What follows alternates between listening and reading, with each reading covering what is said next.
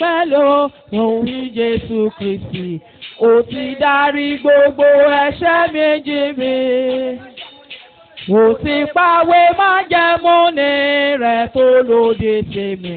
Pèsè tí mo kúrò ní ojú ọ̀nà. Olùdáǹdè mi ni Jésù nú gbogbo gbèkún. Ó ní mi dòmìnira. Olùràpadà mi tó lágbára láti gbà mí. Olúwa kéde ọdún ìtẹ́wọ́gbà. Jésù Kristi tí kan ìwé náà mọ́ àgbélébù. Kò sì ti jájọba pa àtàgbára. Òtítí tí wọ́n ó yáyọ ìṣẹ́gun lórí wọn. Hallelujah, mo ti bọ́ lọ́wọ́ èṣù. Olùdáǹdè mi ni Jésù nú gbogbo gbèkún. Ó ṣèlérí láti sọ mí dòmìnira. Olùràpadà mi tó lágbára láti gbà mí. Olúwa kéde ọdún ìtẹ́wọ́gbà. Olùdáǹdè mi ti ṣiṣẹ́ ìgbàlà mi parí. Mo kéde kó ṣe fọwọ́ kàn fún ẹ̀ṣẹ̀. Ṣẹ̀kẹ̀ṣẹ̀kẹ̀ ti já, mo jáde nù tóbù. Hallelujah, ìṣẹ́gun èṣù ti fọ́. Olùdáǹdè mi ni Jésù nú gbogbo gbèkún. Ó ṣèlérí láti sọ mí dòmìnira.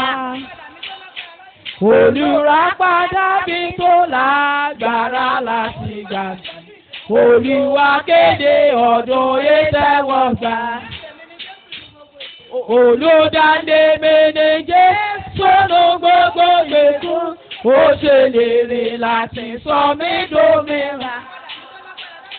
Olùràpadà mi tó lágbára láti gbà mí. Olúwa kéde ọdún ìtẹ́wọ́gbà. Ẹ jẹ́ ká gbé òun sókè. Olùdáǹdè mi ni Jésù. Olùdáǹdè mi ni Jésù nú gbogbo gbèkún. Ó ṣèlérí láti sọ mí dòmìnira. Olùràpadà mi tó lágbára láti gbà mí. Olúwa kéde ọdún ìtẹ́wọ́gbà. Olùdáǹdè mi ni Jésù nú gbogbo gbèkún. Ó ṣèlérí láti sọ mí dòmìnira. Olùràpadà mi tó lágbára láti gbà mí. Olúwa kéde ọdún ìtẹ́wọ́gbà. Amen. Àkọ orin yẹn bí ipá àmọ̀túmọ̀ rẹ̀. Àwa kan ṣáà wá dúró, àṣà ń kọ́. Ẹni tó ti ṣiṣẹ́ ìgbàlà wa parí là ń sọ. Lórúkọ Jésù yóò farahàn láyé wa. Yóò sì yé wa. Ẹ jẹ́ ká lọ kọ orin session yìí. Ìdáǹdè mi wà nínú Jésù. Ìdáǹdè mi wà nínú Jésù. Hallelujah, mo bọ́nú ogun ìran. Ìdáǹdè mi wà nínú Jésù. Ìdáǹdè mi wà nínú Jésù.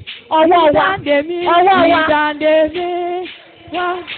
Hallelujah, mo bọ́ nínú ìgbèkùn ìran. Hallelujah, mo bọ́ nínú ìkùn ìran. Ìdáǹdè mi wà nínú Jésù. Ìdáǹdè mi, ìdáǹdè mi, ó wà nínú Jésù. Ìdáǹdè mi, ìdáǹdè mi, á wà nínú Jésù. Hallelujah, hallelujah, mo bọ́ nínú ogun ìran. Ìdáǹdè mi wà nínú Jésù. Ìdáǹdè mi, ìdáǹdè mi wà nínú Jésù. Ìdáǹdè mi wà nínú. Mo bọ́ nínú gbèsè ràn. Ìdáǹdè mi wà nínú Jésù. Ìdáǹdè mi wà nínú Jésù. Ìdáǹdè mi wà nínú Jésù. Hallelujah, mo bọ́nú gbèkùn ìran. Ìdáǹdè mi wà nínú Jésù. Ìdáǹdè mi ó wà nínú. Ìdáǹdè mi ó wà nínú Jésù. Hallelujah, mo bọ́. Hallelujah, mo bọ́nú gbèkùn ìran. Ìdáǹdè mi wà nínú Jésù. My deliverance is in the Lord Jesus. My deliverance is in the Lord Jesus. Hallelujah, Jesus has set me free. My deliverance is in the Lord Jesus. My deliverance is in the Lord Jesus. My deliverance is in the Lord Jesus. Hallelujah, hallelujah. Jesus has set me free. Hey, my deliverance is in the Lord Jesus. My deliverance. My deliverance, hey, is in the Lord Jesus. Hallelujah, hallelujah. Jesus has set me free.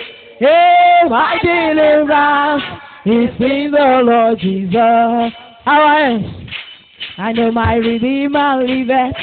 I know my Redeemer liveth. I know my Redeemer liveth. He liveth forevermore. Hallelujah, Jesus has set me free.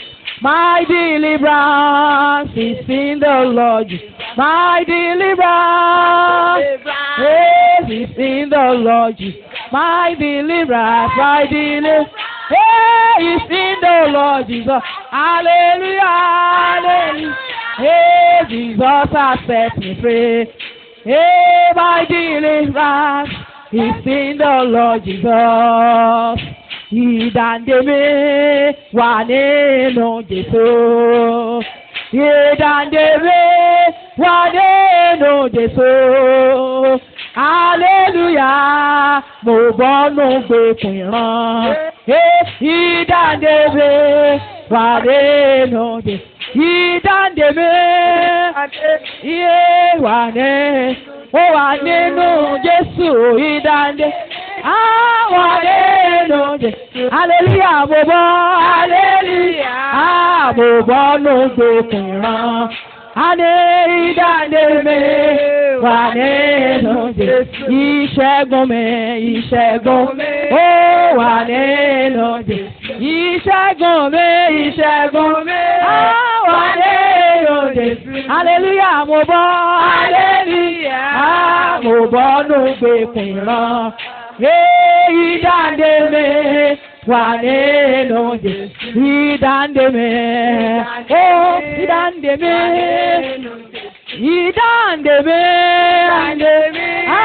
wà nínú Jésù. Hallelujah, mo bọ́. Mo bọ́nú gbèkùn ìran. Ìdáǹdè mi wà nínú Jésù. Sọ pé hallelujah, mo bọ́nú ìgbèkùn ìran. Ìdáǹdè mi wà nínú. Hallelujah, hallelujah. Mo bọ́nú gbèkùn ìran. Ìdáǹdè mi wà nínú Jésù. Mo ní ìdáǹdè mi wà nínú Jésù. Ìwọ ń kọ́ ìdáǹdè mi. Ìdáǹdè mi wà nínú. Ìdáǹdè mi wà nínú. Ìdáǹdè mi wà nínú Jésù. Amen. Amen. Shout seven victorious hallelujah. Hallelujah. Hallelujah. Hallelujah. Hallelujah. Hallelujah. Hallelujah. 7 people. Lọ sí ọ̀dọ̀ èèyàn méje. Sọ pé arábìnrin. Jẹ́ kó yé ọ. Pé Jésù. Ó ti sanwó ìràpadà mi. Ó sì ti dá mi nídìí. Ìyàsọ̀ bẹ́ẹ̀ lẹ́ẹ̀méje fún èèyàn méje. You must understand this. Ó ti dá mi ní. Ó ti sanwó ìràpadà mi. Ó ti dá mi nídìí. Jésù olùgbàlà. Ó ti sanwó ìràpadà mi. Ó ti dá mi nídìí. Kéde rẹ̀. Kéde rẹ̀. Announce it. Yes. Jesus the deliverer. Pàṣẹ kẹ́lẹ̀ bò sọ́tòfò. He has paid my debt on the cross of the Calvary. He has paid a ransom. Oh, hallelujah. Hallelujah. Mashete kele goriba sete. Moshatakaya galagaribo sopoyege. Yes, Lord. Thank you, Jesus. In Jesus' name we pray. You may not know the meaning of what you are doing, but you are making announcements to the kingdom of darkness and the power of the enemy dominating your family, the power that has taken your family captive, the power that says you cannot go, the power that says is the owner of your family. That power shall be destroyed in the name of Jesus. Jẹ́ kó o gbàdúrà wípé ní gbogbo ibi tán ti ń sọ pé àwọn làwọn nẹ́mẹ́. Amen. Ní gbogbo ibi tí wọ́n ti ń sọ pé àwọn làwọn nẹ́mẹ́. Láàárọ̀ yìí. Bàbá! Jẹ́ kí ẹ̀jẹ̀ Jésù sọ̀rọ̀ fún mi. Ní orúkọ Jésù.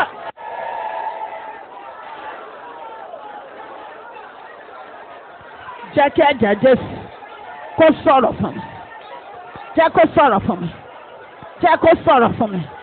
Jẹ́ kó sọ̀rọ̀ fún mi. Ẹ̀jẹ̀ Jésù olùgbàlà. Jẹ́ kó sọ̀rọ̀ fún mi. Jẹ́ kó sọ̀rọ̀ fún mi. Jẹ́ kó sọ̀rọ̀ fún mi. Jẹ́ kó sọ̀rọ̀ fún mi. Jẹ́ kó sọ̀rọ̀ fún mi. Jẹ́ kó sọ̀rọ̀ fún mi. Ẹ̀jẹ̀ Jésù Olúwa. Jẹ́ kó sọ̀rọ̀ fún mi. Mashata kole keribo zada. Majende kole garaba zonto poyege. La garaba zonto poyege. Ẹ̀jẹ̀ Jésù sọ̀rọ̀ fún mi. Gbogbo ibi tí wọ́n ti ní mi lè lọ. Oh, ẹ̀jẹ̀ Jésù jẹ́ kó sọ̀rọ̀ fún mi. Ní orúkọ Jésù Olúwa wa. Amen. Praise the Lord. Please, you can sit down. The Lord bless you in Jesus' name. Our topic for this session is Jesus the mighty deliverer and redeemer. Orí ọ̀rọ̀ wa fún agbọn tá a wà ìpele yìí, òun ni Jésù, olùdáǹdè àti olùràpadà tó lágbára. Ẹ jẹ́ ká sọ bẹ́ẹ̀ o. Ẹ tún jẹ́ ká sọ o. Ní last session, kí ni a sọ? Amen. Praise the Lord. We will see Jesus in another dimension, in another way this time around. I don't want you to miss any of the days, because these days it shall be powerful. Amen. The word of God that you will listen to will liberate you. Please don't join those people that will say, okay, during prayer I will come. Because prayer alone without this word may lead you to be praying in doubt. Ṣẹ̀rí tá a bá gbàdúrà láìgbọ́rọ̀ yóò lè jẹ́ kéèyàn máa gbọ́, kéèyàn máa gbàdúrà pẹ̀lú iyèméjì. Ó lè jẹ́ kéèyàn máa sáré kiri. You know, ṣé ẹ mọ̀ pé èèyàn lè ní nǹkan kó má mọ̀ pé òun ni? Àbí bẹ́ẹ̀ kọ́? You may have something and you don't know that you have it. But if you know that you have it, or you have a right somewhere, and somebody is sitting on that right, now you can, if your eyes is open and you can say, oh, this is my right. Nobody can take it. And some people sit on it. You will unseat them so that you will take your right. That is what the word of God signifies. ọ̀rọ̀ Ọlọ́run ní jẹ́ kéèyàn mọ ẹ̀tọ́ èèyàn. Ó ní wọn fi ní máa tọ́ jẹ. The Lord will bless you. Ẹ jẹ́ ká gbàdúrà. Bàbá gbọ́ ọpẹ́ wa. Olúwa gba ìyìn wa. A dúpẹ́ fún ọ̀rọ̀ rẹ tó tú wa sílẹ̀. A dúpẹ́ fún Jésù olùgbàlà tó rán sí wa. À ń lọ nínú ọ̀rọ̀ rẹ láàárọ̀ yìí. Olúwa fi ọ̀rọ̀ rẹ yé wa. Bàbá jẹ́ kí ọ̀rọ̀ yìí kó nípa. Jẹ́ kí ọ̀rọ̀ yìí kó lágbára. Ní orúkọ Jésù Olúwa wa. Àmín. Ẹ jẹ́ ká lọ sí ìwé Jeremiah orí 50 ẹsẹ̀ ìkẹtàlélọ́gbọ̀n. Ṣé rí ibi tá a fẹ́ lọ nínú session tá a wà yìí, ibi tó lágbára ni nínú ìdáǹdè, ìgbèkùn àjọwà. Ṣùgbọ́n ṣé bí téèyàn bá tẹ̀ mọ̀ pé òun wà ní ìgbèkùn ni ó bọ̀? Àbí bẹ́ẹ̀ kọ́? Jeremiah chapter 50. Jeremiah orí 50. Ṣé bí mo ti ń sọ?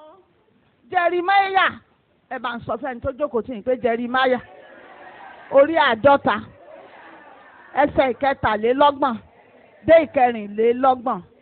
Jeremiah 50 verse 33 to 34. Ṣáà ti débẹ̀. Báyìí ni Olúwa àwọn ọmọ ogun wí pé àwọn ọmọ Ísírẹ́lì àti àwọn ọmọ Júdà lé àjùmọ̀ pọ́n lójú pọ̀. Àwọn mélòó?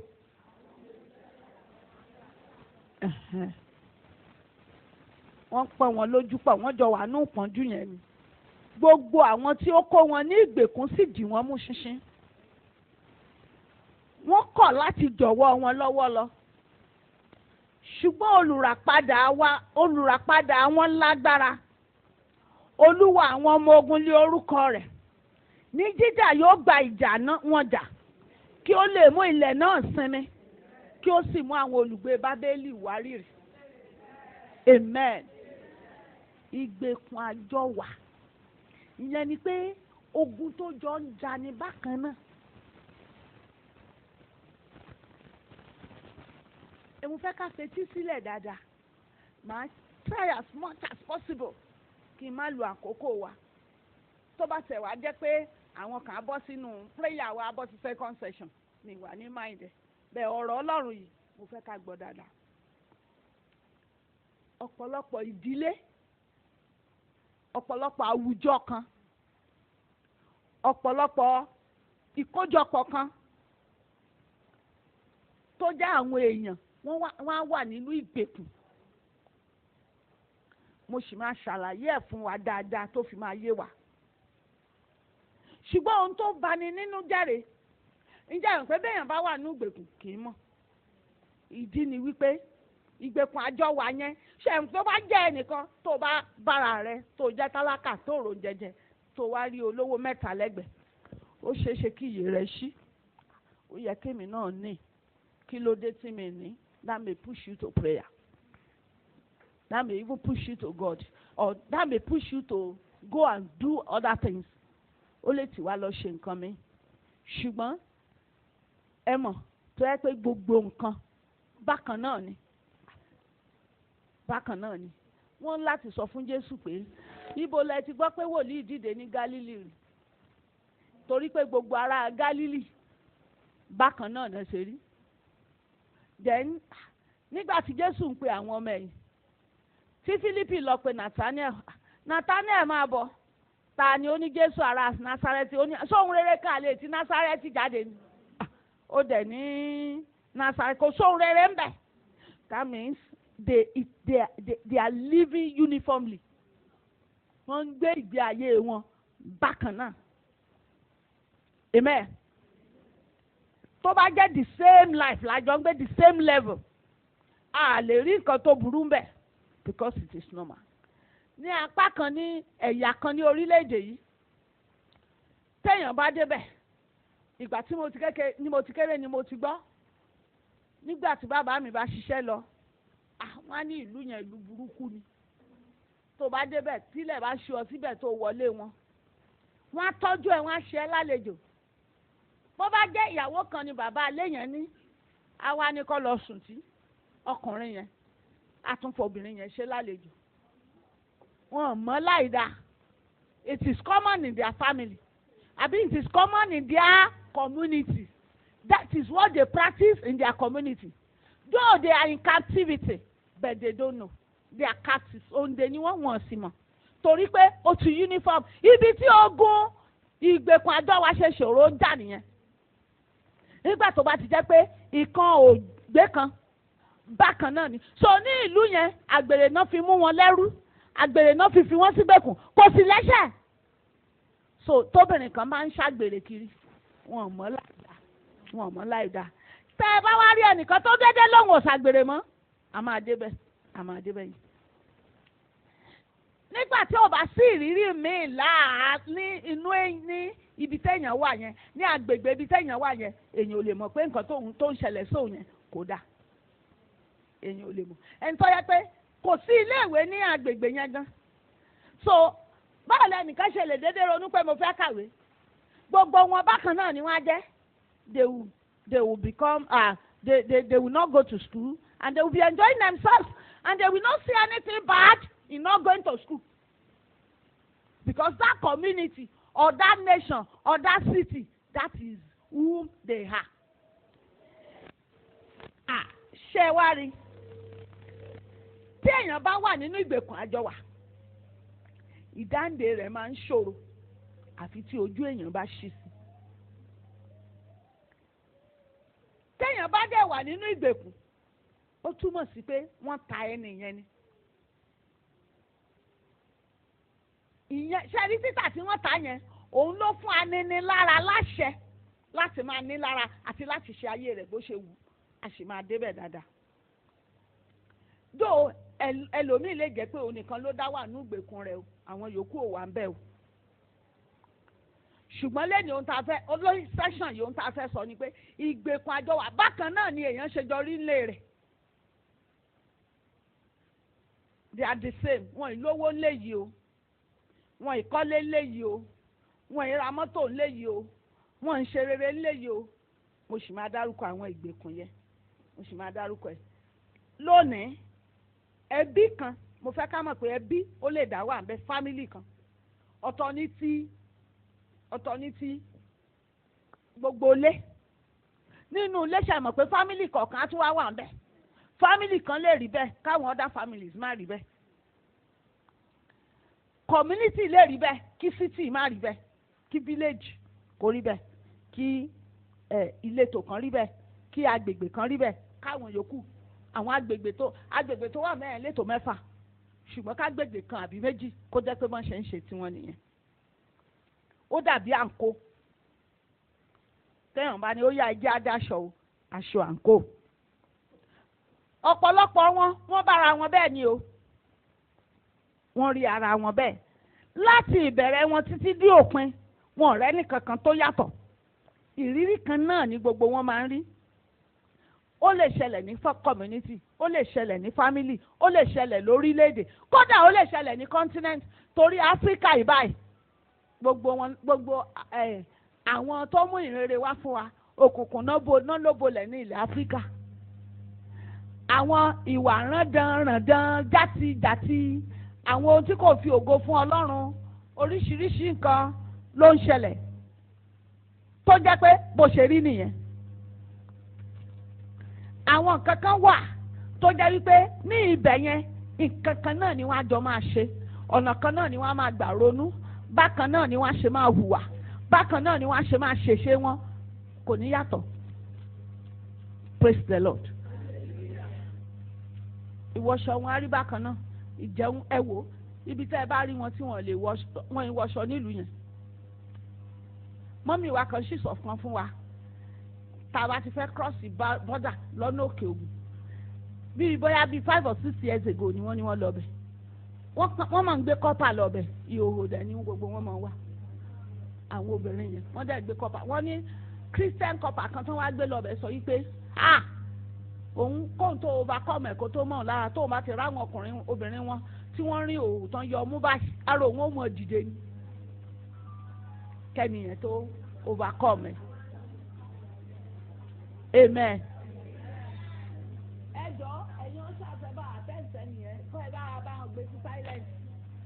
Praise the Lord. Kí làwọn ìgbèkùn tó lè, irú ìgbèkùn wo lèèyàn lè wà? èèyàn lè wà ní ìgbèkùn òṣì, ó lè jẹ́ pé gbogbo wọn pátá òṣì ló máa ń ta wọ́n. Apọ́n rìnṣìnrìnṣìn.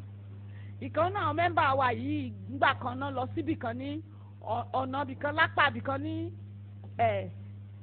Ọ̀yọ́ ní agbè kò jìnnà púpọ̀ sí wa, ó jìnnà àtọ́rìn 4 hours or 5. Wọ́n ní tó o bá ti wọ̀lú yẹn lórí òṣì, kódà omi wọn gan tó ṣì. Ẹni yẹn máa ń sọ̀rọ̀ gan, wọ́n ní gbogbo omi wọn ló pọ́n, kò sí omi tó tòrò ńbẹ̀. Àwọn míì ó lè jẹ́ wípé ìṣòro ìgbéyàwó ni wọ́n máa ní, ṣé bẹ́ẹ̀ máa ń gbọ́ wọ́n yìí lórí ọkọ ní fámílì àwọn àbí wọ́n yìí lórí ọkọ.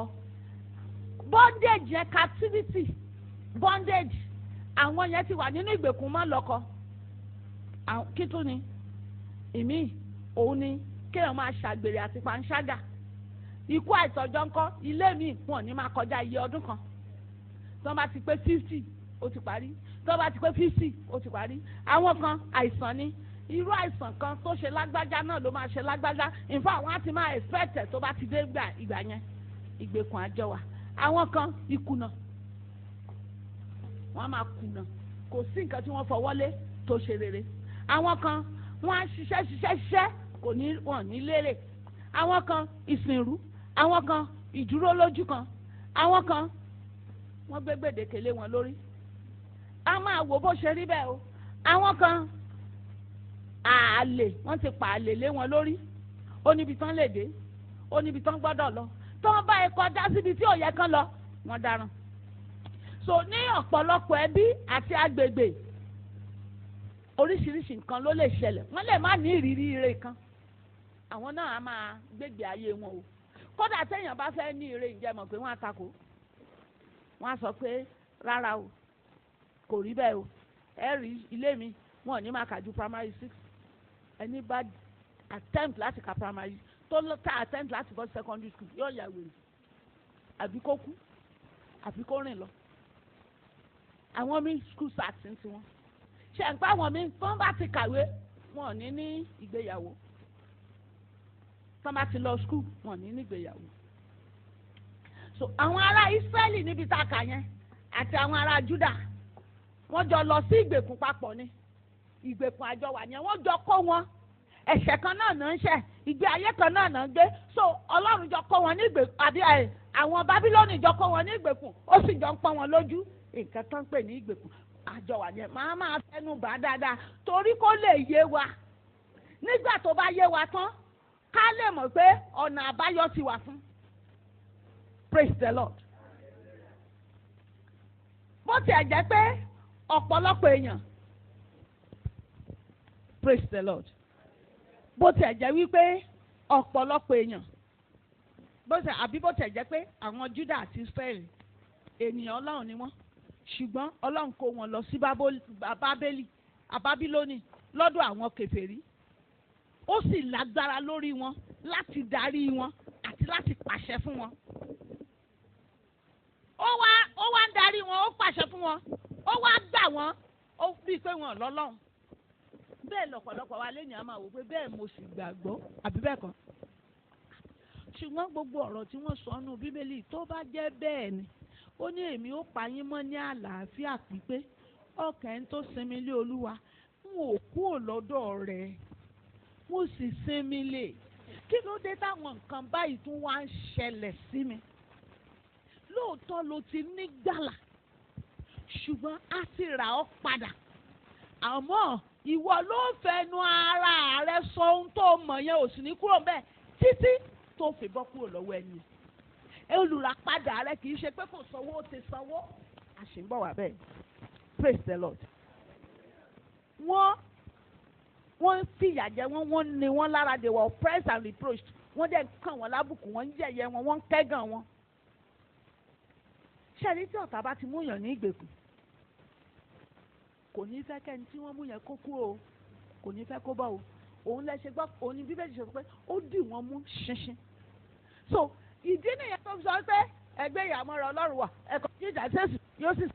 tó bá jẹ́ pé irọ́ náà máa ń pa fámìlì yìí wọ́n ti sọ pé irọ́ lẹ́ẹ̀mọ̀ pa ń bẹ inú ẹ̀jẹ̀ rẹ as a matter of fact irọ́ tó ń pa yẹn wọ́n bímọ ni bí bàbá ńlá bàbá kan ṣe ń pa nìyẹn